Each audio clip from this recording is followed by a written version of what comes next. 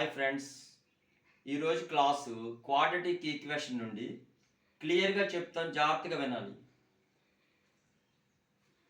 చూడండి, quadratic equations 10th క్లాస్లో ఉంటుంది. ఎక్సర్సైజ్ 5.1 చూడమ్మా.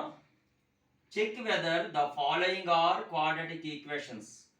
ఇక్కడ ఒక ఈక్వేషన్ ఇచ్చాడు మనకి, ఓకేనా? ఇక్కడ ఒక ఈక్వేషన్ ఇచ్చాడు. ఈ ఈక్వేషన్ ఇచ్చి ఇది క్వాడ్రాటిక్ ఈక్వేషనా కాదా మనం కనుక్కోమంటున్నాడు. ఇది ఈక్వేషనా కాదా అసలు? పాలినామియల్ చెప్పండి. ఇక్కడ ఈజ్ ఈక్వల్ టు ఉంది కదా, ఈజ్ ఈక్వల్ టు ఉంటే అది ఈక్వేషన్, ఈజ్ ఈక్వల్ టు లేకపోతే అది పాలినామియల్ అవుతుంది. ఓకేనా? సో చూడండి, ఇప్పుడు ఏం చేయాలంటే మనకి ఇక్కడ x+1 హోల్ స్క్వేర్ ఇచ్చాడు మనకి. Left hand side x+1 whole square ఇచ్చాడు అంటే ఇది ఏ అనుకోండి, ఇది బి అనుకోండి. a+b హోల్ స్క్వేర్ ఫార్ములా ఏంటి? a² + b² + 2ab. So x² plus b² కదా, అంటే 1² ఎంత 1 plus 2ab 2 into x into 1 2 into x into 1 is equal to, ఇక్కడ చూడండి right hand side 2 into x - 3.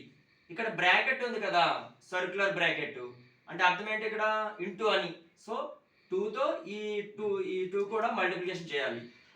2 into x ఎంత 2x, 2 ఇంటూ 3 6, సో -6, 2x - 6. ఓకేనా? ఇప్పుడు ఏం చేసాం మనం, ఇక్కడ దీన్ని స్క్వేర్ చేసాం, x+1 అనే టర్మ్ని స్క్వేర్ చేసాం, ఇక్కడ మల్టిప్లికేషన్ చేసాం. నెక్స్ట్ స్టెప్ చూడండి, x². ఇప్పుడు చూడండి ఇక్కడ స్క్వేర్ ఉంది కదా, తర్వాత x టర్మ్ రాయాలి ప్లస్ 2x, అంటే ఒక సీక్వెన్స్ లో రాసుకోవాలి, +1 ఈజ్ ఈక్వల్ టు 2x - 6. ఓకేనా? అంటే ఈ స్టెప్ నుంచి స్టెప్కి ఏం చేసాం మనం, జస్ట్ దీని ఒక ఫ్రేమింగ్ ఒక సీక్వెన్స్ లో రాసుకున్నాం. ఇప్పుడు ఏం చేద్దామంటే 2x - 6 లెఫ్ట్ హ్యాండ్ సైడ్కి తెచ్చేసుకుందాం. అప్పుడు ఏమవుతుంది, మనకి సైన్ మారుతుంది, ప్లస్ మైనస్ అవుతుంది, మైనస్ ప్లస్ అవుతుంది. సో x², ఇక్కడ చూడండి 2x ఉంది కదా, క్యాన్సిల్ చేద్దాం మనం.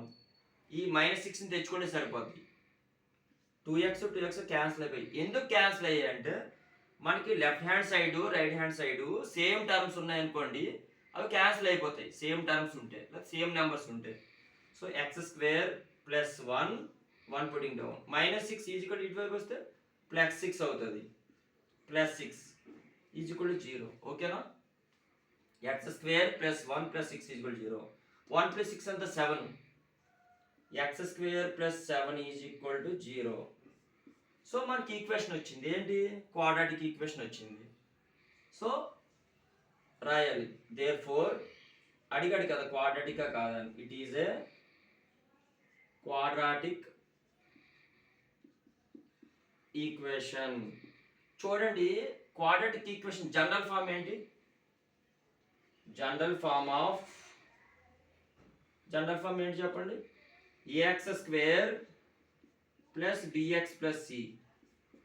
ax² + bx + c ఫామ్లో ఉంటే అది ఏమవుతుంది, క్వాడ్రాటిక్ అవుతుంది.